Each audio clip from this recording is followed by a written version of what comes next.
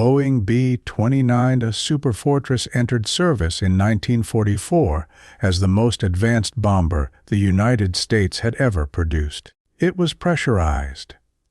It carried more bombs farther than any other aircraft in the American inventory. Its defensive armament was remotely controlled. Its engines were the most powerful available. It was designed to win the war in the Pacific by striking Japan from bases thousands of miles away. And, in the first months of operations, it killed more of its own crews than enemy action did, not through combat losses, through mechanical failure. Engines caught fire in flight, propellers overspat and tore free from their mounts. Flight control systems failed. Pilots who trusted the aircraft found themselves fighting it instead. This was not a matter of teething troubles or minor defects. This was systemic failure in an aircraft that had been rushed into production before its problems were understood, let alone solved. The B-29 was conceived as a long-range strategic bomber capable of striking targets beyond the reach of existing aircraft. It needed to carry 10 tons of bombs over 3,000 miles. It needed to operate at altitudes above 30,000 feet to avoid most anti-aircraft fire and interceptors. It needed pressurization, so crews could function without cumbersome oxygen systems for extended periods. And it needed defensive firepower sufficient to protect itself from enemy fighters. Boeing's design met these requirements on paper. The fuselage was pressurized, allowing the crew to operate in shirt sleeves at altitude. The remote, controlled gun turrets reduced drag and saved weight. The Wright R-3350 engines produced 200 horsepower each, more than any radial engine in production. The Army Air Forces needed the B-29. They needed it to prosecute the air campaign against Japan, which required bombers capable of operating from distant island bases and reaching the Japanese home islands. Existing bombers lacked the range. Carrier-based aircraft lacked the payload. The B-29 was the only option, so production began before testing was complete. Orders were placed in thousands. Training programs were established. Bases were constructed. The aircraft was expected to enter combat in 1944. It did, but it was not ready. Boeing engineers knew the R-3350 engine was problematic. It ran hot. It was prone to cylinder head cracking. Its cooling baffles were inadequate. But the engine was the only power plant available that could meet the performance requirements. Modifications were attempted during development, but the schedule did not allow for a complete redesign. The Army accepted the engine because there was no alternative. They believed the problems could be managed through maintenance and operational limits. They believed wrong. The pressurization system was another compromise. Sealing the fuselage required new manufacturing techniques. Leaks were common. Pressure differentials stressed the airframe in ways that were not fully understood. The remote gun turrets were complex. They required electrical systems, hydraulic systems, and fire control computers that had never been integrated into an aircraft before. Each system was tested individually, but the interaction between systems, the way one failure could cascade into others, was not fully explored before production began. There was no time. The war demanded the aircraft. So the aircraft was built. Crews trained on B-29s in the United States under conditions that did not reflect operational reality. Training flights were conducted at moderate weights. Bomb bays were empty. Fuel loads were reduced. Missions lasted a few hours, not the 10 or 12 hours required for strikes against Japan. Engines were monitored closely. Maintenance was immediate. When problems arose, aircraft were grounded until repaired. Instructors emphasized procedures. They taught crews to manage the aircraft's complexity, but they could not teach them to manage failures that had not yet occurred in training. The B-29 was heavy. Fully loaded, it weighed 140,000 pounds, nearly twice the weight of a B-17. This weight required long runways and precise handling during takeoff. Any loss of power during the critical phase after liftoff, when the aircraft was climbing slowly and heavily loaded, was catastrophic. Training did not replicate this. Training flights were light. Runways were long. Weather was predictable. The environment was controlled. Combat operations would not be. In the Pacific, the operational environment was hostile in ways that had nothing to do with the enemy. Runways on island bases were often short, constructed hastily on coral or packed earth. Temperatures were high, reducing engine performance. Humidity was extreme, affecting electrical systems and causing corrosion. Maintenance facilities were limited. Spare parts were scarce. Crews flew missions that lasted 12 hours or more, much of it over open ocean with no possibility of emergency landing. The aircraft had to function perfectly every time. It did not. The first B-29 combat missions were flown from bases in India and China in June 1944. The targets were in Japan and Japanese occupied territory.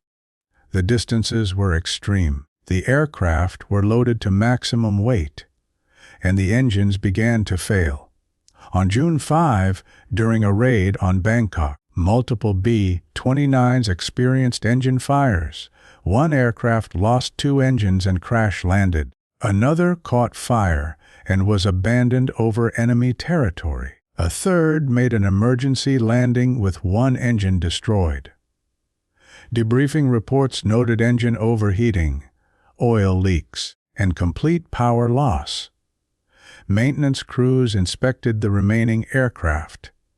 They found cracked cylinder heads, failed oil seals, and damaged cooling systems. The R-3350 was not surviving the sustained high power operation required for combat missions. The problem was not isolated. Over the following months, engine failures became routine. Pilots reported fires in flight. Propellers separated from engines, tearing through the fuselage or striking other engines. Aircraft aborted missions and turned back. Some did not make it. They ditched in the ocean or crashed on remote islands. Crew losses mounted, not from enemy fire, from mechanical failure. The B-29 was supposed to be invulnerable at high altitude. Instead, it was destroying itself. Commanders could not ignore this. Accident rates were unacceptable. Mission effectiveness was compromised. Investigation teams were dispatched. They examined wreckage. They interviewed surviving crews. They reviewed maintenance logs. The conclusion was unavoidable. The R-3350 engine, as installed in the B-29, could not sustain the power output required for combat operations. The cooling system was inadequate. The engine ran too hot. Cylinder heads cracked. Valves warped. Oil broke down, and once the engine began to fail, it failed rapidly and catastrophically. The R-3350 was a complex engine. 18 cylinders arranged in 2 rows. Each cylinder had to be cooled by airflow directed through baffles. The baffles were designed to channel air across the hottest parts of the engine. But in practice, airflow was uneven. Some cylinders ran hotter than others. The hottest cylinders were the rear row, which received less cooling air because the front row blocked the flow. These cylinders were the first to fail. Cracks developed in the heads. Exhaust valves burned. Once a cylinder failed, the engine lost power. The pilot reduced throttle to prevent further damage. But on a mission, reducing throttle was not always possible. The aircraft had to maintain altitude and speed to stay with the formation. So pilots kept power on failing engines, hoping to reach the target or return to base. Often, the engine caught fire. The fire was not a small flame. The R-350 used high-octane gasoline and oil. When a cylinder failed, fuel and oil leaked into the engine compartment. The heat ignited it.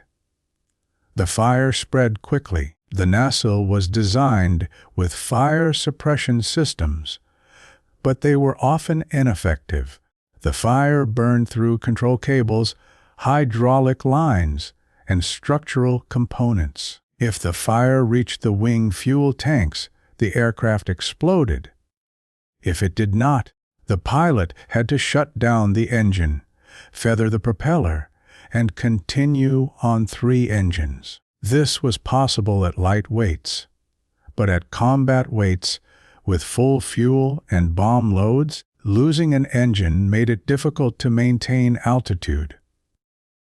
Losing 2 engines made it impossible. Propeller overspeeding was another failure mode. The propeller was controlled by a governor that adjusted blade pitch to maintain a constant RPM. If the governor failed, the propeller would overspeed. The blades would flatten and RPM would increase uncontrollably. The centrifugal forces could tear the propeller from the engine. A 3-bladed propeller weighing several hundred pounds, spinning at high speed, was a projectile. When it separated, it could strike the fuselage, sever control cables, or hit another engine. Pilots reported cases where a failed propeller destroyed the aircraft in seconds. There was no recovery. The aircraft broke apart in flight. The pressurization system added another layer of complexity. The fuselage was sealed and pressurized by bleed air from the engines. If an engine failed, pressurization was reduced. Crews had to use oxygen masks. If multiple engines failed, pressurization was lost entirely. At 30,000 feet, this was not survivable without immediate descent. But descending meant leaving the safety of altitude and exposing the aircraft to fighters and flak. The choice was often between hypoxia and enemy fire. Neither was acceptable, but both were real. Testing had not revealed these failures because test aircraft were not operated under combat conditions. Test flights were conducted with partial fuel loads, no bombs, and at weights well below maximum. Engines were monitored continuously. Flights were terminated at the first sign of trouble. There was no requirement to continue a mission after an engine showed distress. There was no simulation of sustained high-power operation in hot, humid conditions with maintenance performed by crews who had limited tools and no spare parts. Testing validated that the aircraft could fly. It did not validate that it could fight. Pilots learned to mistrust the B-29. They listened to the engines constantly. They watched temperatures and pressures. They knew that an engine could fail at any moment, and that when it did, their survival depended on how quickly they could respond. Some pilots developed rituals, specific sequences of checks and procedures that they believed reduced the chance of failure. These were not based on engineering.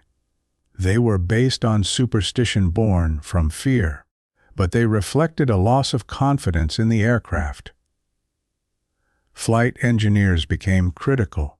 They monitored engine instruments, adjusted power settings, and made real-time decisions about whether to continue a mission or abort. They had more control over the aircraft's survival than the pilots in some respects.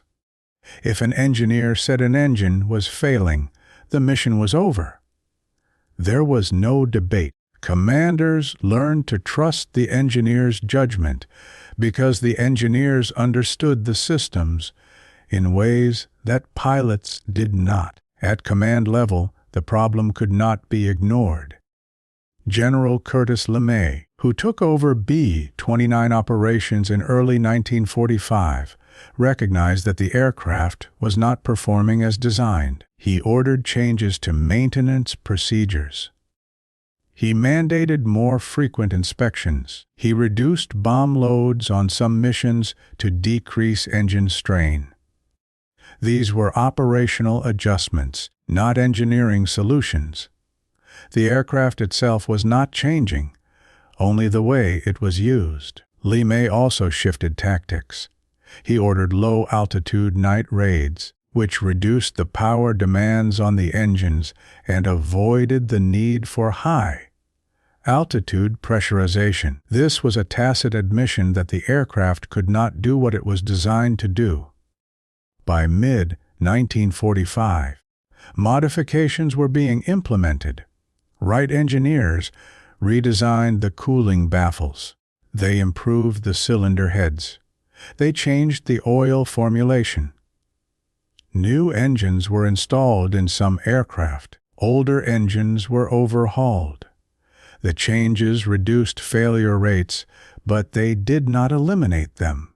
The B-29 remained a high-maintenance, high-risk aircraft for the duration of the war. The atomic bomb missions over Hiroshima and Nagasaki were flown by B-29s, but those aircraft were specially selected and meticulously maintained.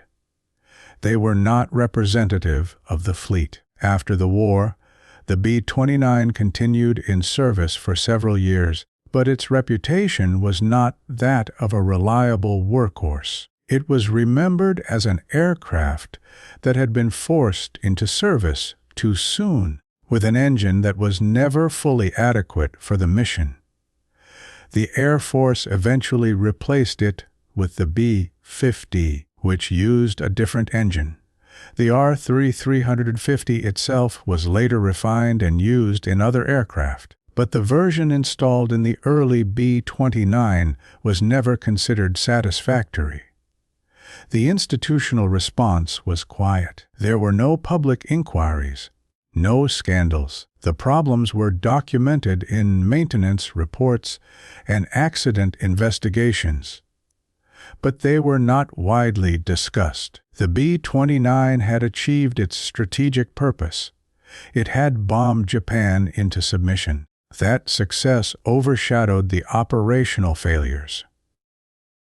The crews who had flown it knew the truth, but their accounts were not part of the official narrative. The B-29 was built to win a war, and it did, but it failed the pilots who flew it by demanding more than it could reliably deliver. The design was ambitious. The schedule was impossible. The compromises made to meet that schedule were paid for by crews who had no choice but to trust an aircraft that did not deserve that trust. The gap between what the B-29 was supposed to be and what it actually was never fully closed. It was managed. It was compensated for. But it was never eliminated. The aircraft succeeded not because it was flawless, but because the men who operated it learned to work around its flaws. That is not the legacy of good design.